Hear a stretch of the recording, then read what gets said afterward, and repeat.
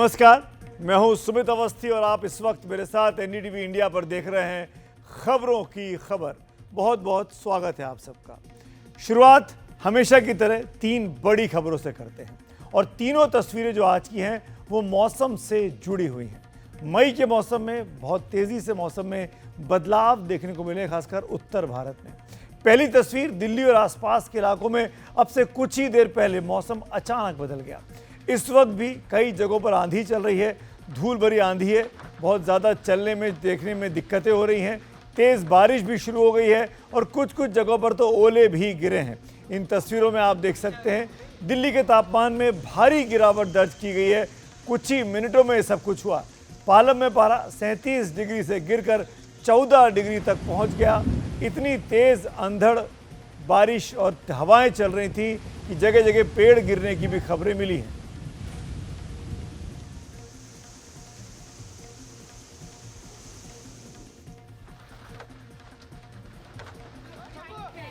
और अब आज की दूसरी तस्वीर, ये भी मौसम से जुड़ी है, लेकिन ये उत्तराखंड से है, जहां यमुनोत्री हाईवे पर बडकोट में अचानक पानी का सैलाब उमड़ आया।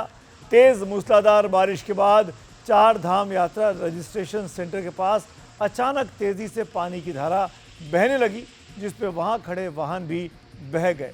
बहुत तेज पानी का सैलाब उमड़ा था।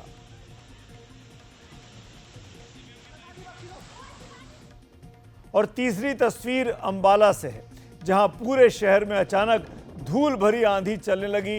अंबाला में ऐसा कुछ दिनों पहले भी हुआ था। मौसम का ऐसा बदला हुआ मिजाज इस बार देश के ज्यादातर इलाकों में दिखाई दे रहा है।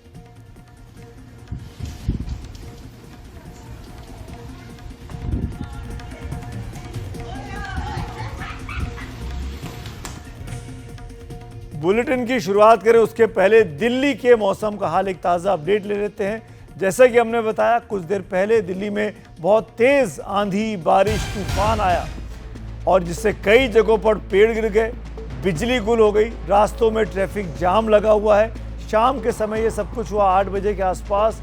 तेज़ आंधी की वजह से जगह जगह पर नुकसान होने की भी खबरें हैं। दिल्ली एयरपोर्ट पर 80 किलोमीटर की रफ्तार से, माफ़ करिएगा 79 किलोमीटर की रफ्तार से आंधी चली है।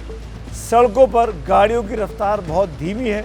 दिल्ली के लिए आज येलो अलर्ट जारी किया था मौसम विभाग ने और ऐसा हो भी गया। तेज़ आंधी तूफान की वजह से दिल्ली में मौसम का पारा तो गिर गया, लेकिन लोगों को इस तेज़ बदलाव के कारण परेशानियां भी उठानी पड़ी।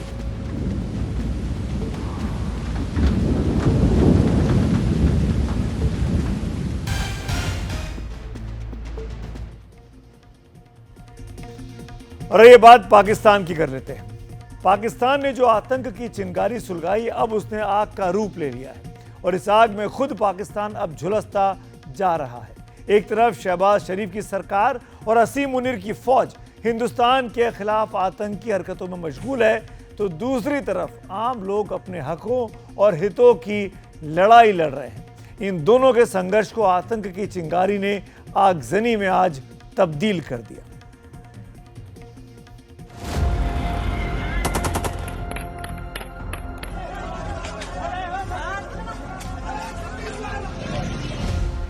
पाकिस्तान के हुक्मरानों ने लगाई थी, अब उसी आग में उनके अपने घर झुलसने लगे हैं। ये आग लगी है सिंध प्रांत के गृह मंत्री जियाउल हसन लांजार के घर में। लेकिन ऐसी चिंगारियां और लपटें पाकिस्तान के हर हुक्मरान को अपने घर के दरवाजों पर महसूस होने लगी हैं। पहले सिंध की बात कर लेते हैं। पाकिस्तान सरकार की सिंधु नहर परियोजना अब सत्ताधारी गठबंधन के लिए गले की फांस बन चुकी है। इस परियोजना का मकसद दक्षिणी पंजाब की बंजर जमीन को उपजाऊ बनाना था, लेकिन सिंध प्रांत के लोगों का आरोप है कि यह उनकी जमीन और पानी छीनने की साजिश है। सिंध में सड़कों पर उतरे हजारों प्रदर्शनकारी पानी को बहने दो का नारा बुलंद कर रहे हैं। गुस्सा इस कदर भड़का कि प्रदर्शनकारियों ने सिंध के गृह मंत्री जियाउल हसन लांजर के घर को आग के हवाले कर दिया। अब आग भले ही जियाउल हसन के घर में लगी, लेकिन लोगों के गुस्से की आग भड़की है पाकिस्तान की शहबाज शरीफ सरकार के खिलाफ। सिंध प्रोविंस के लोग हैं वो बहुत गुस्से में हैं और इसी वजह से ये प्रदर्शन हुआ। उनका ये मानना है कि जो पाकिस्तान की सरकार है वो उनके हितों में कार्य नहीं कर रही है और जो ये स्कीम बनाई गई है कैनाल बनाने की जिससे इंडस रिवर्स का जो पानी है वो डाइवर्ट होगा, वो पंजाब को ही फायदा देगी और सिंध प्रांत को फायदा नहीं देगी। तो लोगों में गुस्सा है और लग रहा है कि ये जो हिंसा है ये अभी काबू में नहीं आई है। सिंध सरकार और वहां की प्रभावशाली पाकिस्तान पीपल्स पार्टी इस परियोजना का कड़ा विरोध कर रही है। वो विरोध विद्रोह के स्तर पर उतरता दिख रहा है, जैसे बलूचिस्तान, खैबर पख्तूनख्वा और पीओके में भी विद्रोह की लपटें तेज हो रही हैं।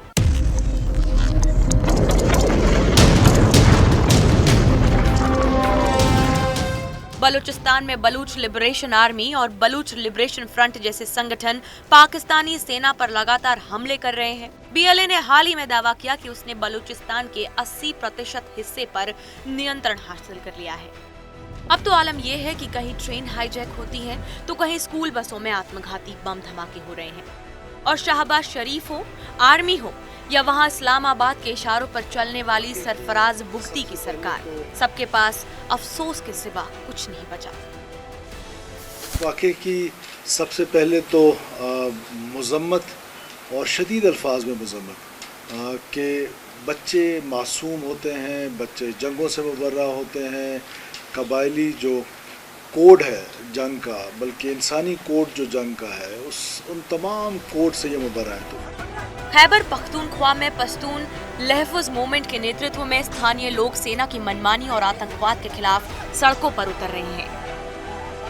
पीओके में भी स्थानीय लोग पाकिस्तानी प्रशासन के खिलाफ प्रदर्शन कर रहे हैं, जो संसाधनों की कमी और प्रशासनिक दमन से त्रस्त है। यह विद्रोह सिर्फ क्षेत्रीय नहीं बल्कि सामाजिक और आर्थिक हाशिए पर धकेले गए समुदायों का प्रतिशोध है। पाकिस्तान का हिस्सा बना हुआ है, तो हम ये देख रहे हैं कि अलग अलग प्रांतों में, बलूचिस्तान में, सिंध में, खैबर पख्तूनख्वा में बहुत नाराजगी है और आंदोलन चल रहे हैं अलग होने के लिए। बलूचिस्तान में तो आप देखेंगे कि बलूच लिबरेशन फ्रंट ने बिल्कुल एक डिक्लेयर कर दिया है कि बलूचिस्तान अब इंडिपेंडेंट है, इंडिपेंडेंस का डिक्लेरेशन कर दिया। वही जो खैबर पख्तूनख्वा में जो तहरीक तालिबान पाकिस्तान, उसकी लड़ाई बहुत तेज हो गई है पाकिस्तानी सेना के खिलाफ। और अब सिंध में भी जो ये नाराजगी साफ आ रही है और लोग ये कह रहे हैं कि हम सिंध को अलग करना चाहते हैं, तो ये पाकिस्तान के लिए एक बहुत बड़ी मुसीबत है जो रोज बरोज बढ़ती जा रही है।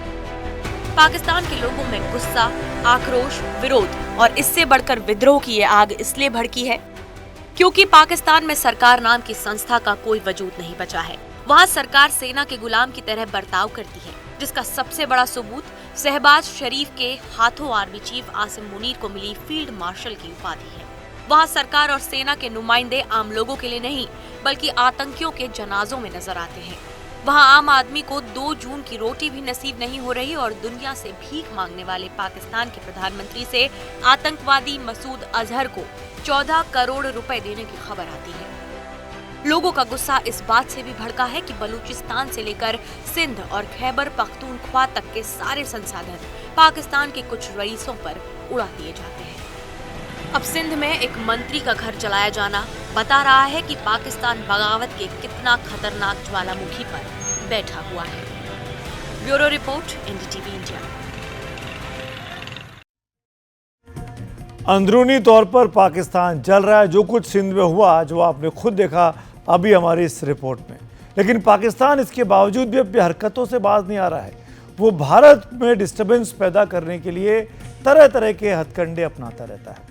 अब पाकिस्तान के लिए जासूसी करने के आरोप में गिरफ्तार यूट्यूबर ज्योति मल्होत्रा से लगातार पूछताछ हो रही है।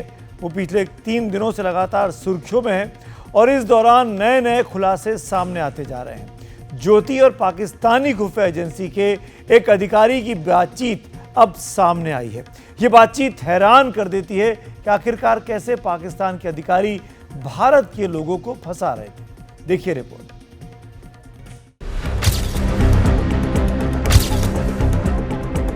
जासूसी के आरोप में पकड़ी गई ज्योति मल्होत्रा को लेकर जो ताजा खुलासा हुआ है उसने ज्योति के ऊपर कई सवाल खड़े कर दिए हैं।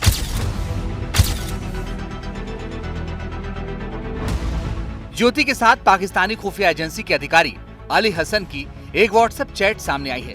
जरा देखिए ज्योति और अली हसन के बीच क्या बातें हो रही हैं। इस चैट में अली हसन ज्योति से कहता है, जो यार मेरे दिल से दुआ निकलती है, हमेशा के लिए आप खुश रहो, आप हमेशा हंसते खेलते रहो, जीवन में कभी कोई गम नहीं आएगा। इसके बाद इस पर ज्योति ने अली हसन को एक हंसी वाले इमोजी भेजे और उसे कहा, मेरी शादी पाकिस्तान में करवा दो। ज्योति और पाकिस्तानी अधिकारी के बीच इस चैट का क्या मतलब है, ये सिर्फ हंसी मजाक में कही गई बातें हैं या मामला कुछ और है। इसके पहले डायरी के पन्ने में भी ज्योति मल्होत्रा का पाकिस्तान के प्रति झुकाव दिखा। 2012 के कैलेंडर वाली इस पुरानी डायरी के पन्नों पर ज्योति ने मन की भावनाएं लिखी। ज्योति ने पाकिस्तान यात्रा के दौरान जो सूचनाएं जुटाई, यात्रा पर जाने से लेकर आने तक जो भी अनुभव रहे, उन्हें इस डायरी में साझा किया है।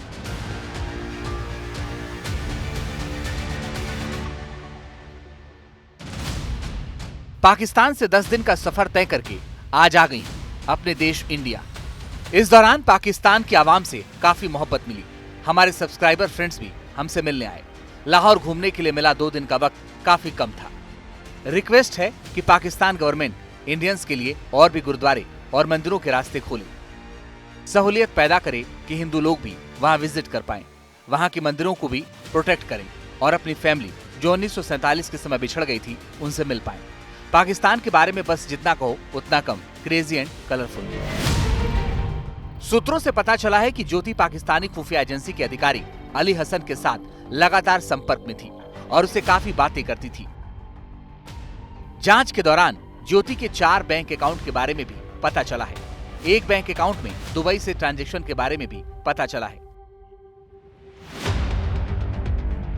जांच एजेंसी अब ज्योति के सभी बैंक अकाउंट खंगाल रही है और ये पता लगा रही है कि उसके अकाउंट में पैसा कहां से आ रहा था।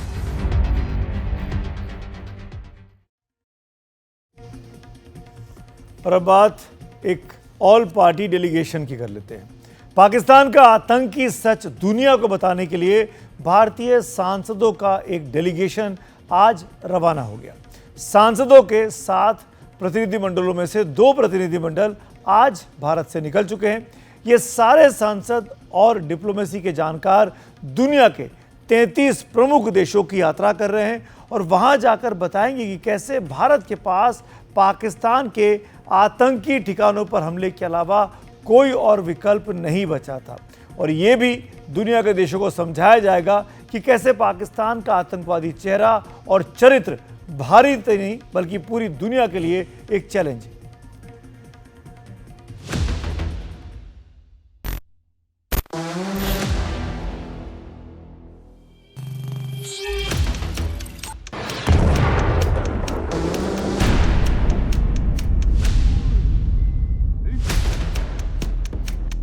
पहले पाकिस्तान पर जवाबी कार्रवाई।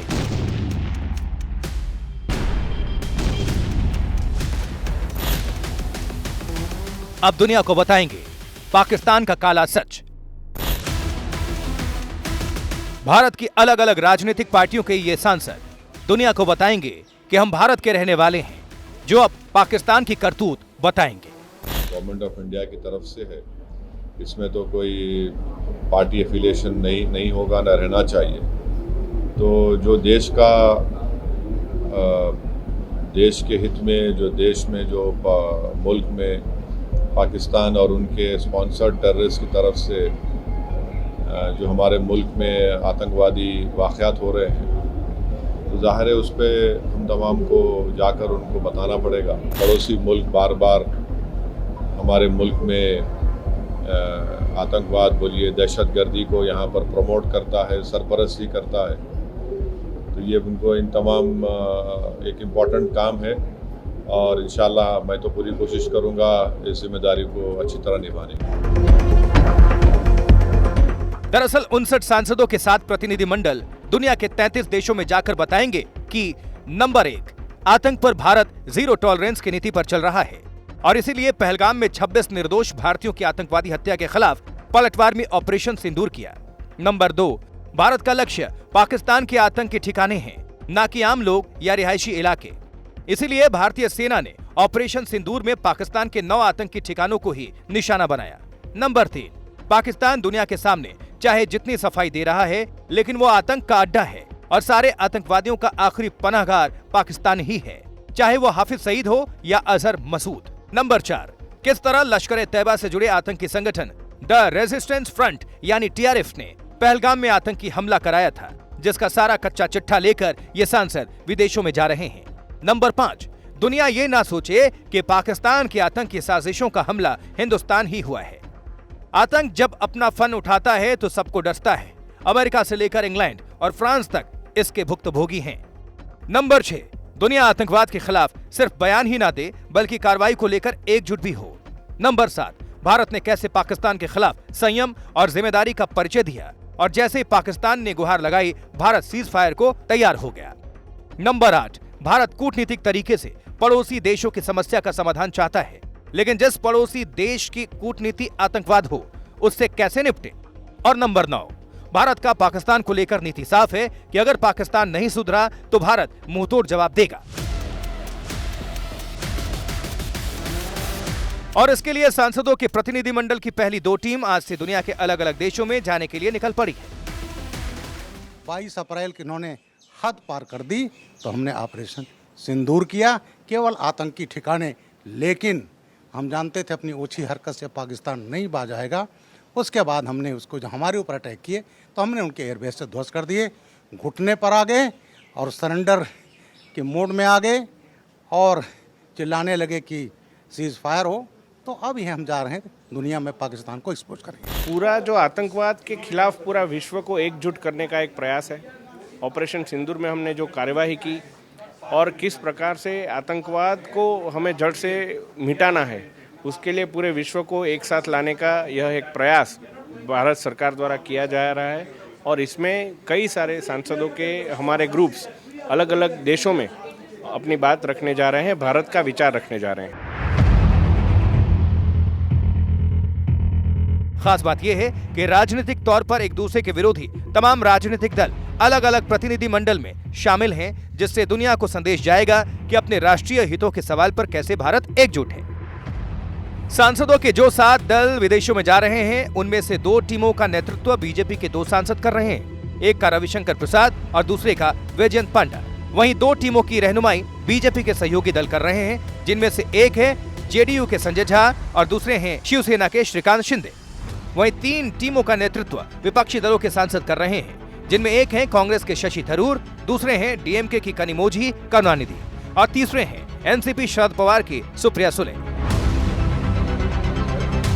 ये एकजुटता ही बताती है कि कैसे भारत अनेकता में एकता वाला देश है। सेनेट का कमेटी था, उनमें से 5 मेंबर आए और वो लोग हमारे देश में जो कुछ हमको सहना पड़ा उस पर पूरा समर्थन बताएं और बाकी सब तो हम जनरली भारतीय फ्रांस के जो रिश्ता है उसके बारे में मैं भी बोला और वो लोग भी बोला, इस किस्म की चीज़।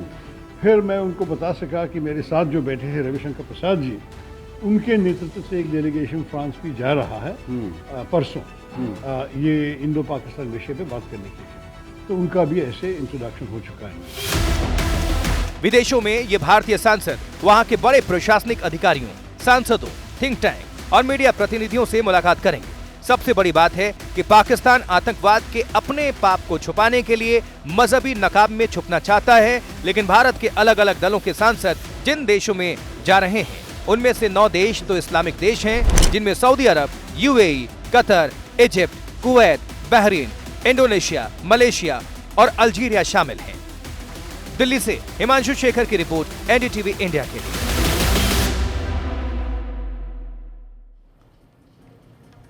जब बात ऑल पार्टी डेलीगेशन की चली रही है तो इसमें हम कांग्रेस की स्पेसिफिकली आइए बात कर लेते हैं। कांग्रेस के 5 ऐसे नेता और सांसद हैं जो इस डेलीगेशन में शामिल हैं, जो अलग अलग देशों में जाकर ऑपरेशन सिंदूर पर भारत का पक्ष रखने वाले हैं।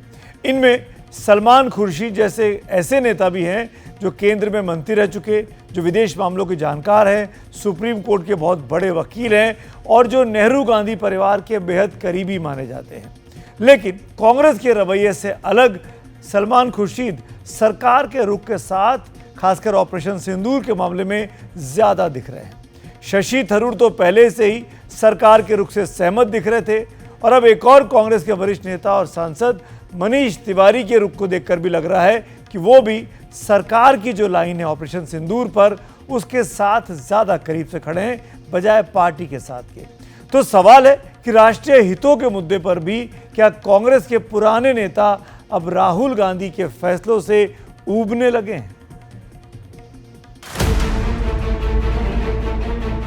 There are two members of Congress which are also in the delegation. Manish Tiwari ji, who is a luminary and an expert at external affairs, and so is Anand Sharma ji. So I'm very, very happy and I'm very grateful that they are also traveling with us.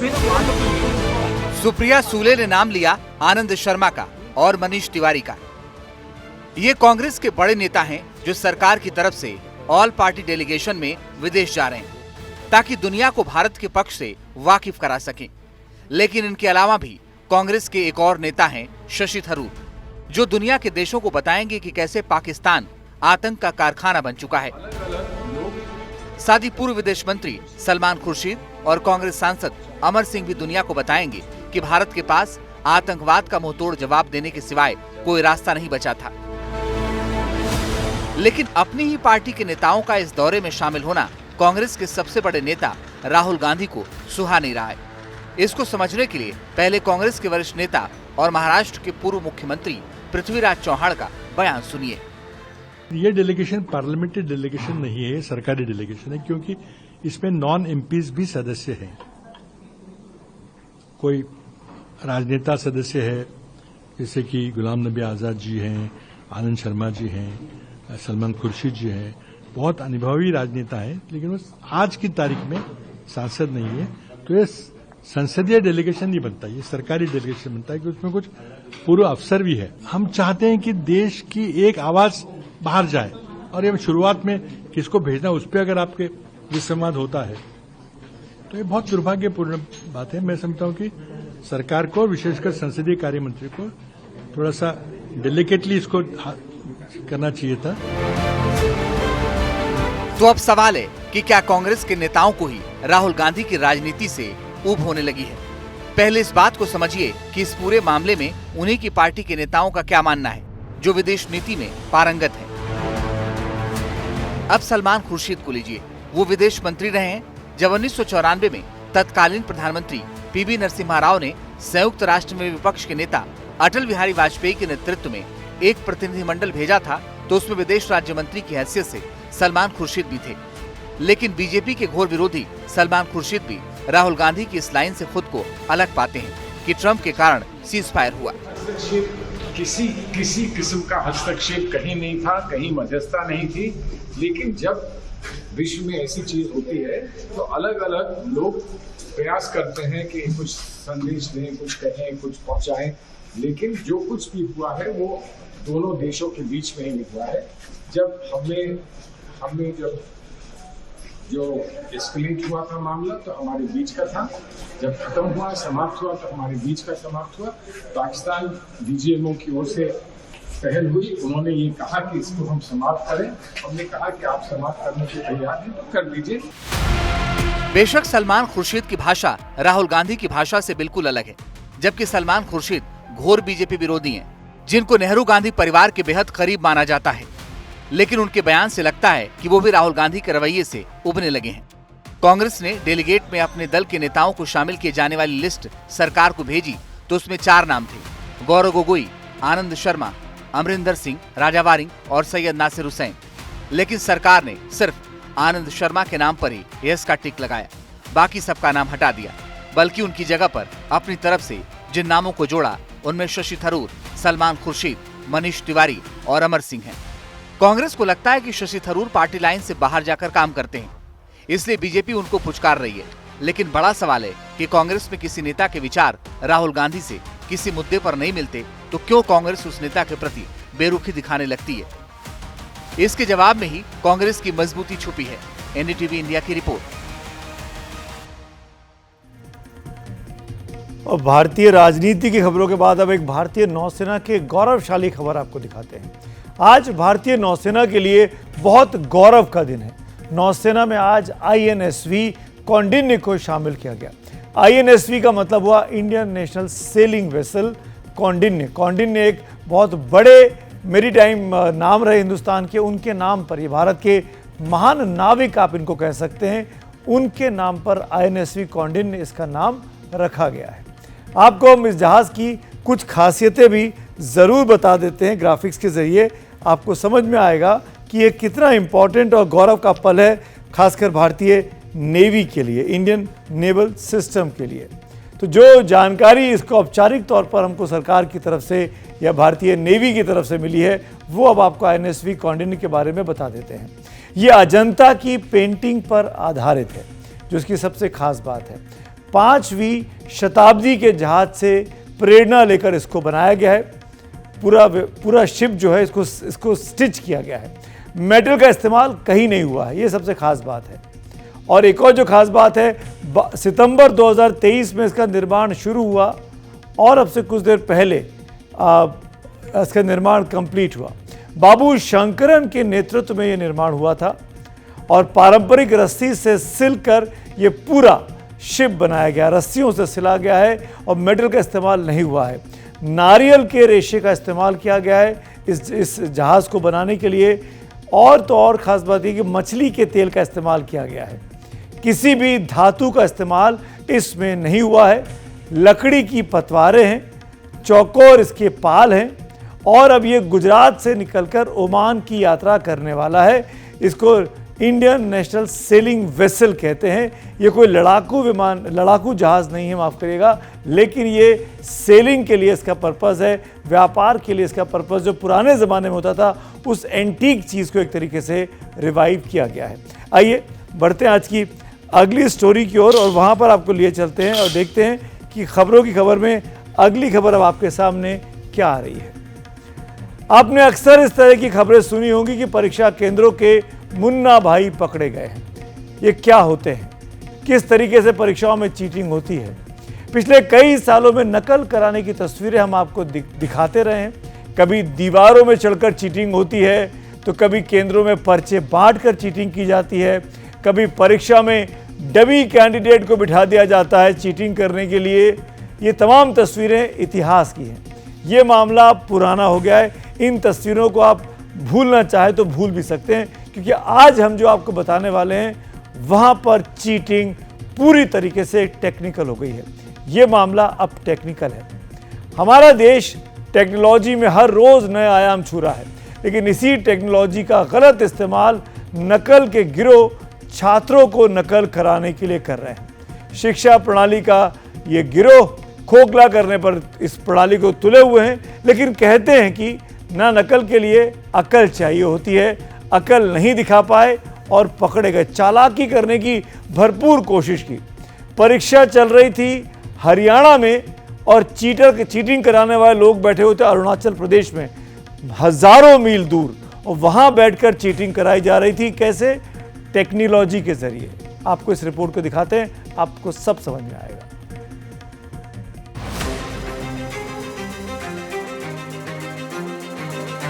दो बार push करने के बाद ये on हो जाता है। ये तस्वीर अरुणाचल प्रदेश के ईटानगर की है। यहाँ बैठे छात्र आए तो थे परीक्षा देने, लेकिन पहुंच गए पुलिस स्टेशन। आपको विस्तार से बताएंगे नकल के इस रैकेट के बारे में। दरअसल धोखाधड़ी का यह अभियान हरियाणा के जींद से जुड़े एक गिरोह द्वारा चलाया जा रहा था। घटना 18 मई को नवोदय विद्यालय समिति के तहत गैर शिक्षण पदों के लिए CBSE द्वारा आयोजित भर्ती परीक्षा के दौरान सामने आई। यहाँ में बैठा हुआ है तो यहाँ से आपको यहाँ सुनाई दे जाएगा। इसके बाद जैसा सर ने एक्सप्लेन किया था कि वो जो सेफ को पहले पता करेगा A, B, C या D कौन सा सेफ का है। छात्र यहाँ पर जूनियर सेक्रेटेरिएट असिस्टेंट और लैब अटेंडेंट के पद के लिए परीक्षा देने पहुंचे थे। अब 53 छात्र पुलिस की गिरफ्त में हैं।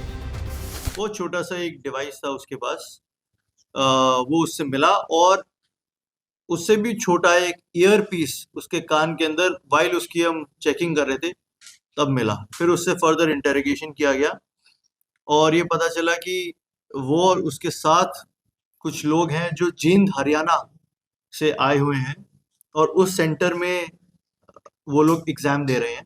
वो लोग यहाँ से एस्केप कर रहे थे वाया होलंगी, वो जा रहे थे, उनके पास एक टेम्पो ट्रैवलर भी था।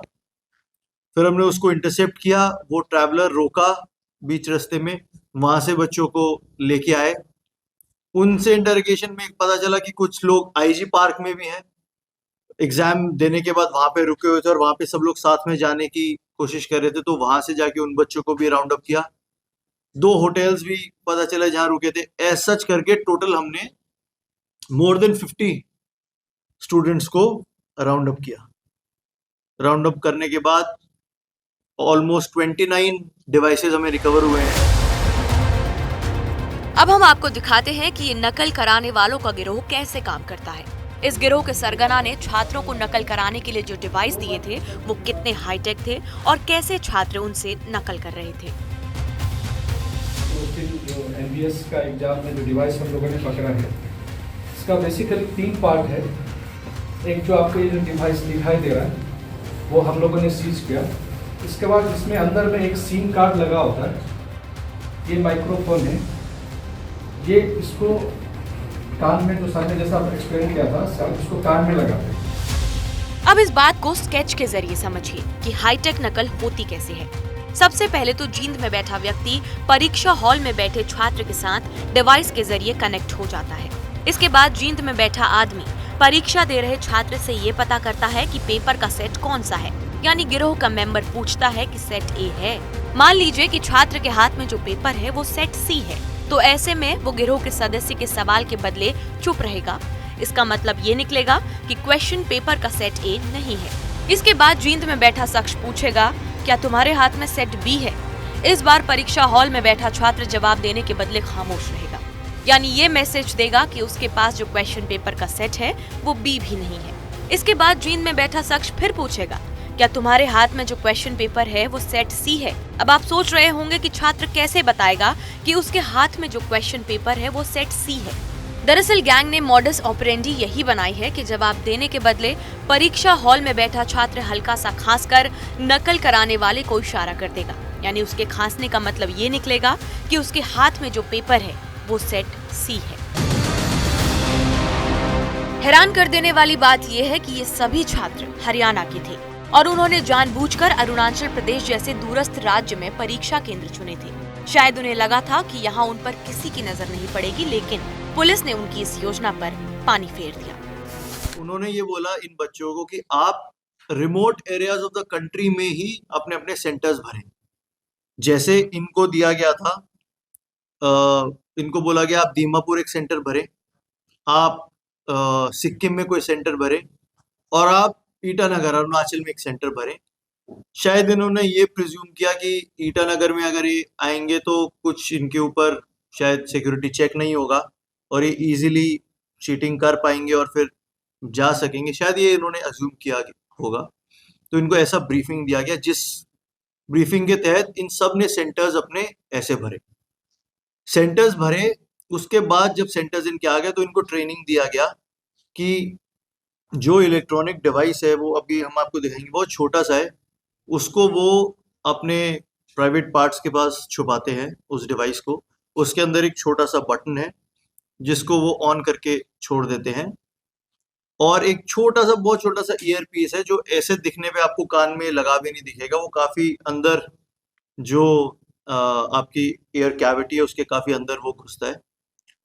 ऑन करने के बाद वहीं से जीन से ही कोई आदमी इनको कॉल करेगा। पुलिस को शक है कि इस गिरोह ने परीक्षा से पहले पेपर भी लीक किया होगा। हालांकि ये बात अभी साफ नहीं है कि हरियाणा में बैठे नकल कराने वाले व्यक्ति के पास पेपर सेट कैसे पहुंचे। ये जांच का विषय है और पुलिस इस मामले की तह तक जाने की कोशिश कर रही है। ये मामला सिर्फ नकल का नहीं, बल्कि हमारी शिक्षा प्रणाली में घुसपैठ का एक गंभीर मामला है। वो सेट को पहले पता करेगा A, B, C या D कौन सा सेट क्या है, फिर इसके बाद उसको सिंबॉलिकली बता देता है कि हमारा अगर A सेट है। ये दर्शाता है कि कैसे कुछ शातिर लोग हमारी युवा पीढ़ी के भविष्य से खिलवाड़ कर रहे हैं। सरकार को ये सुनिश्चित करना होगा कि भविष्य में ऐसे नकल माफिया हमारे छात्रों के भविष्य से खिलवाड़ ना कर सके। गुवाहाटी से रत्नदीप चौधरी की रिपोर्ट, NDTV इंडिया के लिए। पाकिस्तान में बैठे आतंकियों के खिलाफ तो स्ट्राइक हो रही है, लेकिन देश के अंदर बैठे जो देश के दुश्मन हैं, जो नकलखोरी कर कर देश को दीमक की तरह चाट रहे हैं, इन पर भी स्ट्राइक होनी चाहिए। इसको पूरी तरीके से खात्मा बहुत ज़्यादा इस वक्त की आवश्यकता बन गई है। आइए आगे बढ़ते हैं। यूपी सरकार मदरसों से जुड़े नियमों में बदलाव करने जा रही है।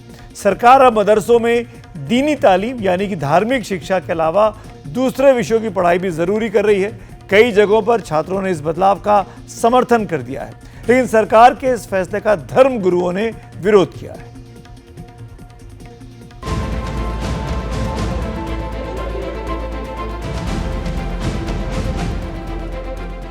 हमारे लिए बहुत अच्छा होगा कि हम मैथ्स भी पढ़ें, साइंस भी पढ़ें, इंग्लिश भी पढ़ें, हिंदी भी पढ़ें। यहाँ से स्टूडेंट निकल करके वो अगर इंजीनियर बनना चाहते हैं, डॉक्टर बनना चाहते हैं, तो उनके लिए आसानी पैदा होगी। सारे स्टूडेंट हैं वो मैथ भी पढ़ेंगे, साइंस भी पढ़ेंगे, ताकि आने वाली जनरेशन में वो कामयाब हो सकें। दीनी तालीम के साथ दुनियावी तालीम भी हासिल होगी। मदरसों के बच्चे यूपी सरकार के फैसले से खुश हैं। तो सबसे पहले ये समझिए कि सरकार क्या करने जा रही है। दरअसल उत्तर प्रदेश में मदरसों के सिलेबस में राज्य सरकार बदलाव करेगी। सीएम योगी आदित्यनाथ की अध्यक्षता में हुई इस बैठक में कुछ बड़े फैसले लिए गए हैं। अब कक्षा 10 तक हिंदी और अंग्रेजी अनिवार्य विषय होंगे। मान्यता प्राप्त मदरसों में साइंस, कंप्यूटर लैब्स भी जरूरी होंगी। इसके अलावा कक्षा 1 से 3 तक NCERT का पाठ्यक्रम लागू होगा। कक्षा 4 से 8 तक SCERT का सिलेबस होगा। 12वीं में खेती, वाणिज्य और स्पोर्ट्स शामिल होंगे। लेकिन इस्लाम के जानकार धर्मगुरु इस फैसले का विरोध कर रहे हैं। मदरसे की अगर आप लफ्ज को देखें तो इसके अंदर है क्या, धार्मिक शिक्षा का केंद्र है। ये धार्मिक, अगर किसी को अंग्रेजी और हिंदी और साइंस और बायोलॉजी और केमिस्ट्री और फिजिक्स पढ़ना है तो वो मदरसे में नहीं आएगा, वो किसी अंग्रेजी स्कूल में जाएगा, किसी यूनिवर्सिटी में जाएगा, किसी डिग्री कॉलेज में जाएगा। लेकिन सरकार के अपने तर्क हैं। मदरसा शिक्षा में जो दीनी तालीम पढ़ाई जाती है, बेशक वो दीनी तालीम पढ़ाई जाएगी, उसमें कहीं कोई छेड़छाड़, कहीं कोई रुकावट नहीं है, लेकिन दीनी तालीम के साथ साथ हमारे मदरसे के बच्चों ने ही कहा है कि हमें आधुनिक नई शिक्षा से भी जोड़ा जाना चाहिए। तो जब बच्चे अपना अधिकार मांग रहे हैं तो हम को आगे बढ़ के उनके अधिकारों से उनको कनेक्ट कराना ये हमारी जिम्मेदारी है। तो दीनी तालीम एज इट इज़ चलेगी। इसके अलावा मदरसों में SCERT, NCERT के कोर्स को हम लागू करेंगे। साथ साथ हम हिंदी और इंग्लिश को भी मदरसा शिक्षा का एक अहम अंग बनाएंगे, कंपलसरी अंग बनाएंगे। जनरल स्टडीज़ हो गया, साइंस लैब्स डेवलप करना, कंप्यूटर लैब्स डेवलप करना, स्पोर्ट्स एक्टिविटीज़ को कंपलसरी करना, ये तमाम वो चीज़ें जो मूलभूत चीज़ें हैं, ये हम इसमें सुधार करने जा रहे हैं। हमारे लिए बहुत अच्छा होगा कि हम मैथ्स भी पढ़ें, साइंस भी पढ़ें, इंग्लिश भी पढ़ें, हिंदी भी पढ़ें, क्योंकि हमारे माँ बाप का सपना आगे जाके पूरा हो, हम डॉक्टर बन सके, इंजीनियर बन सके, या जो बनना हो बन सके। यहाँ से स्टूडेंट निकल करके वो अगर इंजीनियर बनना चाहते हैं, डॉक्टर बनना चाहते हैं, या किसी और जो है लाइन में जाना चाहते हैं, तो उनके लिए आसानी पैदा होगी। तो इसके लिए हम यूपी गवर्नमेंट और हमारे जो मुख्यमंत्री जी हैं उनका भी, और जो प्रधानमंत्री जी हैं उनका भी हम धन्यवाद करना चाहते हैं। उनका बहुत शुक्रगुजार हैं कि इससे हमारे लिए बहुत से राहें खुलेंगे आगे। जो हमारे सारे स्टूडेंट हैं वो मैथ भी पढ़ेंगे, साइंस भी पढ़ेंगे, ताकि आने वाली जनरेशन में वो कामयाब हो सकें, और साथ साथ उनको अच्छी एक शिक्षा मिले, ताकि वो हर आने वाली स्थिति में कामयाब रहे। इससे हमारी दीनी तालीम के साथ दुनियावी तालीम भी हासिल होगी, और हमारे जो बनने की ख्वाहिश है डॉक्टर, इंजीनियर, ये हम बन सकते हैं। तो इसके लिए हम सरकार का शुक्रिया अदा करते हैं। उत्तर प्रदेश में फिलहाल 13,000 से ज्यादा मान्यता प्राप्त मदरसे हैं और इनमें 12 लाख से ज्यादा बच्चे पढ़ाई कर रहे हैं। Bureau report, NDTV India. और अब एक ऐसी खबर जो आपके चेहरे पर मुस्कुराहट और दिल में तसल्ली जरूर देगी, सुकून देगी। आपने खेल के मैदान पर और आम जिंदगी में भी ऐसी कई कहानियां सुनी होंगी जब एक जीनियस खुद को संभाल नहीं पाया, लेकिन T20 लीग में बिहार और राजस्थान रॉयल्स की एक तस्वीर सभी के दिलों को छू गई है। इस तस्वीर में वैभव सूर्यवंशी मैच जीतने के बाद कप्तान MS धोनी के पांव छूते नजर आ रहे हैं। वैभव सूर्यवंशी की उम्र 14-15 साल है। वो धोनी को अपना आइडल मानते हैं। वैभव का सितारा चमकते सूर्य के तेज के साथ विनम्र संस्कार की दास्तान भी लिखता जा रहा है। दुनिया की सबसे अमीर और नामचीन लीग की ये 3 तस्वीरें इस बात का सबूत है कि 14 साल के वैभव के सूर्य को चमकने से कोई रोक नहीं सकता। इन तस्वीरों में बिहार का बेखौफ तेवर है तो मगध का वैभवशाली संस्कार भी। चेन्नई के खिलाफ मंगलवार को सिर्फ 33 गेंदों पर राजस्थान के लिए 57 रनों की मैच विनिंग पारी खेलने के बाद वो विपक्षी कप्तान MS धोनी के पांव छूते नजर आए। इस एक तस्वीर ने करोड़ों दिल जीत लिए। उनके कोच संजय भी ओतप्रोत हैं। इस तरह से महेंद्र सिंह धोनी के पैर जो वैभव ने छुए हैं वो एक संस्कार है जो किसी भी बच्चों को अपने घर परिवार से मिलता है और उनके माता पिता का वो पालन पोषण है कि उन्होंने इतने अच्छे संस्कार दिए हैं कि उस लेवल पे भी जा कर के आज MS धोनी का जो कल उन्होंने पैर छुआ है वो बहुत ही बड़ी बात है और काबिल तारीफ़ है। और इस तरह के संस्कार अगर किसी भी बच्चे में होते हैं तो उम्मीद ज़्यादातर किया जाता है कि वो बच्चे अच्छे भी करते हैं और उनके बड़ों को हमेशा आशीर्वाद मिलता रहता है। कमाल की बात यह है कि वैभव यशस्वी जायसवाल जैसे टैलेंटेड और विस्फोटक बल्लेबाज के सामने भी फीके नहीं पड़ते। राहुल द्रविड़ ने उन पर दांव लगाया और उन्होंने द्रविड़ सहित दुनिया भर के एक्सपर्ट्स को अपना लोहा मनवा दिया। वैभव के कारनामों की फहरिस्त बड़ी तेजी से लंबी होती जा रही है। IPL की पहली ही गेंद पर छक्का, 14 साल 23 दिन की उम्र में डेब्यू, 35 गेंद पर दूसरा सबसे तेज शतक, 35 गेंद पर सबसे तेज भारतीय शतक, पारी में सबसे ज्यादा मुरली विजय जितने 11 छक्के। तो उन्होंने आगाज किया है कि आने वाले दिनों में वो इस लेवल का क्रिकेट, एक बड़े लेवल का क्रिकेट खेलेंगे और उम्मीद करते हैं कि विश्व लेवल पे, विश्व स्तर पे अपने आप को एक बड़ा क्रिकेटर के रूप में अपने आप को स्थापित करेंगे, जिससे हम बिहारी ही नहीं पूरे भारतीयों को उन पे गर्व होगा। वैभव की फैन फॉलोइंग हजारों से बढ़कर सिर्फ इंस्टाग्राम पर 2.1 मिलियन से ज्यादा हो गई है। वैभव के पांव जमीन पर हैं और निगाहें चमकते सूर्य के आसमान पर। उनको आगे ले जाएगा, उनका स्वभाव भी अच्छा है, वो आगे जाके इंडिया के लिए बहुत अच्छे बैट्समैन बनेंगे।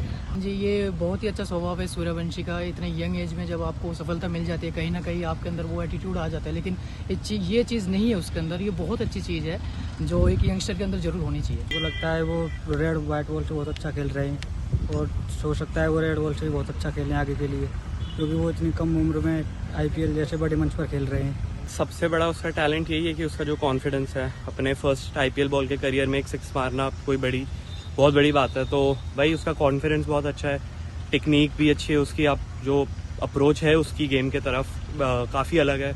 मैंने जितना देखा है मैचेस में अच्छा लगता है काफ़ी, मैंने जितना देखा है बड़ों से सीखने की कोशिश करता है वो, और अभी काफ़ी छोटा है तो वही है, जितना वो एक्सपीरियंस गैदर कर सकता है उतना ही वो ट्राई कर रहा है। वैभव सूर्यवंशी के सितारे बुलंदियों पर हैं। उनके बल्ले में आक्रामकता है तो स्वभाव में कमाल का संयम नजर आता है, लेकिन वैभव सूर्यवंशी के लिए कम से कम अगले 10-15 साल सबसे बड़ी चुनौती भी यही होने वाली है कि वो अपने तेवर और संस्कार को बरकरार रखें, वरना क्रिकेट के मैदान पर सिर्फ स्वभाव की वजह से बड़े बड़े जीनियस के धराशायी होने की कहानियां भरी पड़ी हैं। दिल्ली से विमल मोहन, NDTV इंडिया। और अब जय जवान शौर्य की इस खास रिपोर्ट में आज हम आपको दिखाने जा रहे हैं एक ऐसे भारतीय लड़ाकू विमान की कहानी जिसने सन 1971 में भारत और पाकिस्तान के बीच हुए युद्ध में महज 2 घंटे के अंदर पाकिस्तान के 52 टैंकों को ध्वस्त कर दिया था। कौन सा ये लड़ाकू विमान है, आपको ये रिपोर्ट जरूर देखनी चाहिए।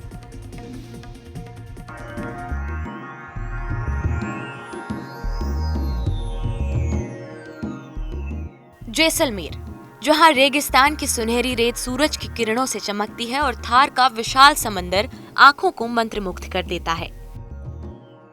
इस शहर की रेतीली खूबसूरती सिर्फ प्रकृति का करिश्मा नहीं बल्कि इतिहास और वीरता की कहानियों का खजाना भी है।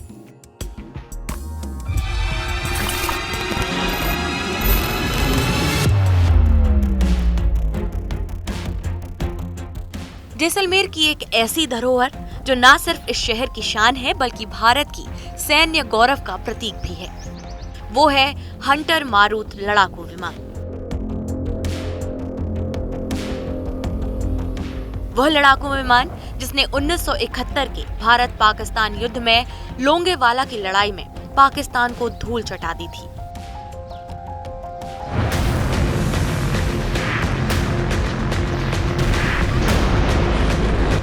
यह विमान सिर्फ धातु का ढांचा नहीं बल्कि भारतीय वायुसेना की शौर्य की गाथा है। 1957 में यूनाइटेड किंगडम की हॉकर कंपनी से इसे खरीदा गया और 1965 और 1971 के युद्धों में दुश्मनों के लिए काल बनकर ये उड़ा है।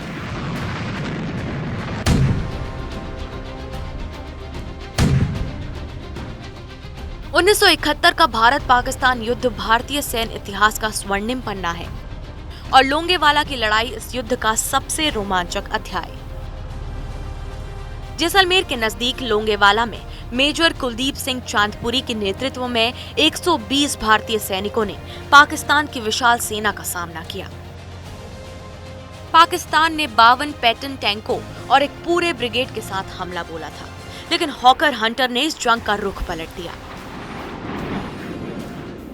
विंग कमांडर MS बाबा ने हंटर विमान से बमबारी की और पाकिस्तान सेना के दांत खट्टे कर दिए। जब हंटर विमानों ने जैसलमेर के आसमान से उड़ान भरी तो उनकी गर्जना ने रेगिस्तान को हिला डाला। महज 2 घंटे में इन विमानों ने पाकिस्तान के 52 टैंकों और ब्रिगेड को तबाह कर दिया। आज जैसलमेर के विजय स्तंभ सर्कल पर राजकीय संग्रहालय इस विरासत को संभाले हुए है, जिस पर हमारे देशवासियों को गर्व है। 26 जनवरी 15 अगस्त को तो मतलब जो म्यूजियम में जो आते हैं वो तो मतलब उन्हें ऐसा एक अलग महसूस होता है कि हमने आज कुछ हमारे देश के लिए हमारी जो जीत हासिल हुई थी उसके बारे में हमने जो आज कहीं पढ़ा था, आज हमने उसे वास्तविक रूप से हमने यहाँ पर देख लिया है। जैसलमेर की रेत में बसी ये कहानी हॉकर हंटर की गाथा न सिर्फ इतिहास का हिस्सा है, बल्कि हर उस व्यक्ति के लिए प्रेरणा है जो अपने देश के लिए कुछ कर गुजरना चाहता है।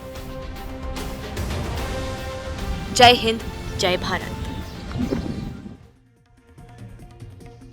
तो शौर्य की कहानी देखी आपने, क्रिकेट के एक सितारे की कहानी देखी आपने, और भारत के पाकिस्तान से लड़ने के जो तरीके हैं वो तमाम अपडेट्स आपने देखे।